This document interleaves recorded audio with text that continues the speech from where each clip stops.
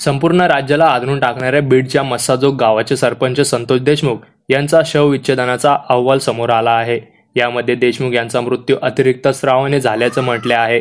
8 पानांचा हा अहवाल वाचल्यास संतोष देशमुख यांना किती छळ करून भयंकर पद्धतीने मारण्यात आले याची कल्पना येऊ शकते। आरोग्य विभागाने संतोष देशमुख यांचा पोस्टमॉर्टम रिपोर्ट CID कडे सुपूर्द केला आहे। त्यामुळे आता पुढे काय कारवाई होणार याकडे सर्वांच्या नजरा लागल्या आहेत। संतोष देशमुख यांचे 9 डिसेंबरला अपहरण करून त्यांची हत्या करण्यात आली होती। या प्रकरणात विष्णू चाटे यांच्यासह 4 पोलिसांनी आतापर्यंत अटक केली आहे। अद्याप 3 आरोपी फरार आहेत। विष्णू चाटे हा राष्ट्रवादी काँग्रेसचे मंत्री धनंजय मुंडे यांचे निकटवर्ती वाल्मिक कराड यांच्या जवळचा माणूस असल्याचे सांगितले जात आहे। त्यामुळे संतोष देशमुख यांच्या हत्येच्या गुन्ह्यात वाल्मिक कराड यांचा सहभाग असल्याचा आरोप विरोधकांकडून केला जात आहे।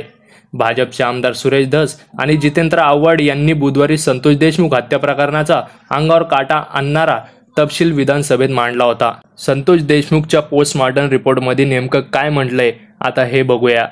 संतोष देशमुख यांचा जबर मारहाण करण्यात आली, त्यानंतर अंगावर विविध ठिकाणी मुकामार दिल्याने अतिरिक्त स्रावाने झाला आहे। त्यामुळे ते शॉकमध्ये गेल्याने त्यांचा मृत्यू झाल्याचं शवविच्छेदन अहवालात म्हटले आहे। जिल्हा शल्य चिकित्सक डॉक्टर अशोक थोरात यांनी दिलेल्या माहितीनुसार अहवालात संतोष देशमुख यांच्या मृत्यूचे कारण haemorrhage and shock due to multiple injuries असे नमूद करण्यात आले आहे। देशमुख यांच्या छाती, हातपाय, चेहरा, डोळे या भागात मारहाण करण्यात आली आहे।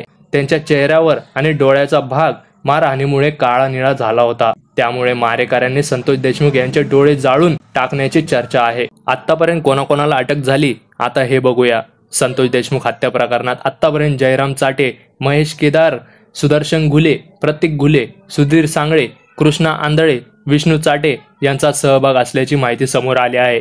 यापैकी जयराम चाटे, महेश केदार, प्रतीक घुले आणि विष्णू चाटे यांना पोलिसांनी अटक केली आहे।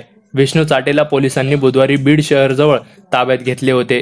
विष्णू चाटे हा वाल्मिक कराड यांच्या निकटवर्ती असल्याचे सांगितले जाते। त्यामुळे आता या प्रकरणात वाल्मिक कराड यांच्यावर गुन्हा दाखल केला जाणार का याकडे सर्वांच्या नजरा लागल्या आहेत।